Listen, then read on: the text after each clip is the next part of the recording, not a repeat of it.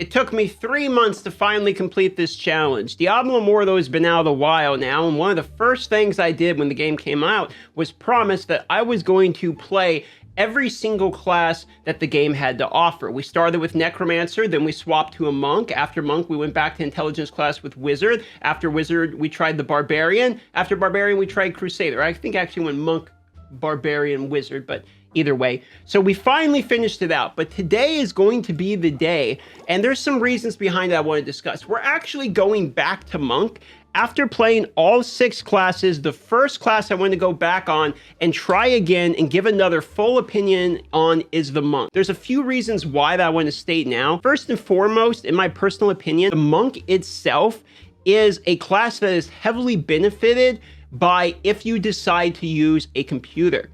Now, why would this possibly be? Well, the Monk, at the moment, has a basic attack that allows for teleportation. It also has several dashes or sort of teleports that will be placed upon directions, like where you actually slide to place it. Meaning if you're playing on controller, it's harder to do that, and it's much harder to actually land your basic attack movement at the moment. Whereas the skills on the Monk are so good when it comes to the PC, like the Fist of Thunder, where you're constantly teleporting again after every 3rd hit. You can teleport on your basic attacks, which make the gameplay absolutely enjoyable. Also, there's different essences that have combo features together I've mentioned on this class before, like the Firestorm combo. So one of the first things we're going to do is we're going to re-equip the proper equipment. This is a quick heads up for you. If you're wearing borrowed gear, it will actually just give you a yellow piece of gear if you're wearing borrowed gear. So make sure you're actually wearing your actual equipment if you care. We're going to try one of my favorite builds here. I really like the Exploding Palm build, but you get so much time after actually using the Exploding Palm. If you know this, is you jump on them,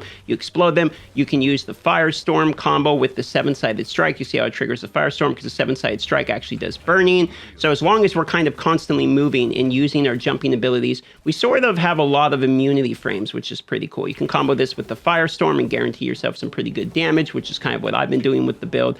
It's one of my more favorite builds, and out of all the melee classes, I think it's the most enjoyable melee-based build. It clears trash minions pretty well.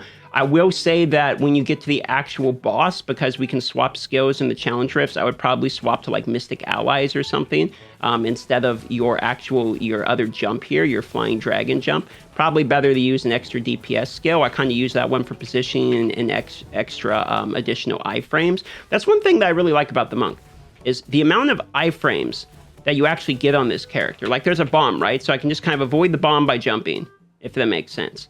And you get iframes from both your Exploding Palm, you get iframes from the Flying Dragon combo, you get iframes from the 7-sided strike.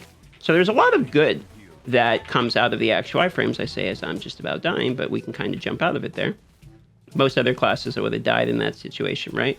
And that's kind of what I like about this class, is it seems like the majority of the time you're spending actually using ability combos.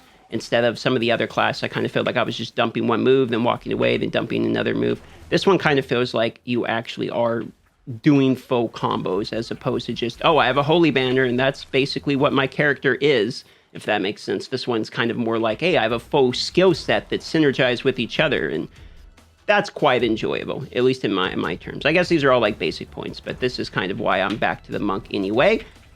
Carry them together. That move is so great, too. You carry them together like that, and it's really nice for fast clearing, especially things like Elder Rifts. Maybe not so much Challenge Rifts, but this is just one of my more favorite builds. And this is the part where I'm saying having the PC is nice, because I can just take my mouse and aim the right click, but actually aiming these basic attacks it's brutal if you're not on a PC, whereas I can kind of just shoot through these quickly, carry this guy back like this, right under the group, and then jump in to stun everybody, hit them with the combo, and then, jump out. So that's kind of why I like that combo. Here we go. Now it's actual boss time.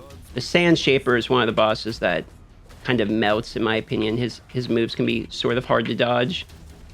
There we got the Firestorm. I think we're just going to more or less DPS this person down. I think that this class would be benefited a lot by the new combo of the Gloom set, like the one that actually gives dash potential, because I think that counts as a dash right there. And if that counts as a dash, that means our combo like this, when we're jumping in to begin our combo, is going to be boosted, which if that is the case, then this build is going to be received even better.